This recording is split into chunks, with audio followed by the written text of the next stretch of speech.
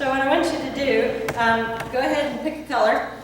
You want green. Do you want the light green or the dark green? Dark green. The dark green. That's what Dunbar picked. I don't know. Must be something about that color. Okay. Well, and I have a magical shoestring for my husband's work boot. You should have seen his face in Dunbar when I did this trick. Well, I'm going to use these two things to try to give a visual illustration of the Holy Spirit and how we are connected with Him. How many people here really understand the Holy Spirit? It's kind of hard, isn't it?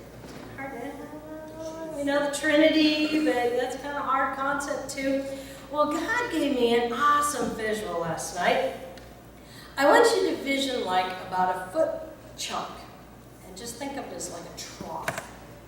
And the Holy Spirit is that trough that connects God to us, and that's that inner information that flows back and forth all the time. So we're going to use this shoestring to represent, we'll say, the information, and we're going to use this straw as kind of that channel, if you will, that trough. Okay, and pull it through about halfway, like that. Okay, so does that make sense a little bit?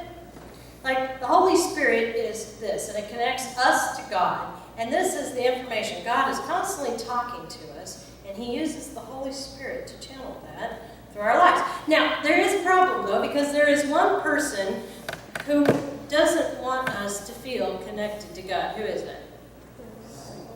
Satan, that's right. So he wants nothing more than to take that connection, or he thinks, and to cut it in two. Now, this is where my husband went, it doesn't work. Are we really disconnected from God? Satan likes us to think so, doesn't he? He likes us to think that even when we've turned our back on Him, and we've moved away from God, that we've severed that relationship.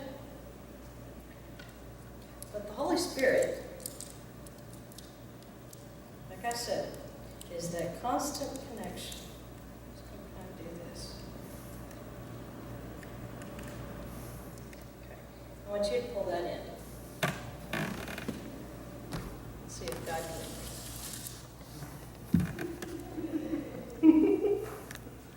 That's pretty cool, isn't it? So, well, Satan wants us to think that we're disconnected. We never are. That information between God and us flows freely and continually all the time, keeping us constantly one.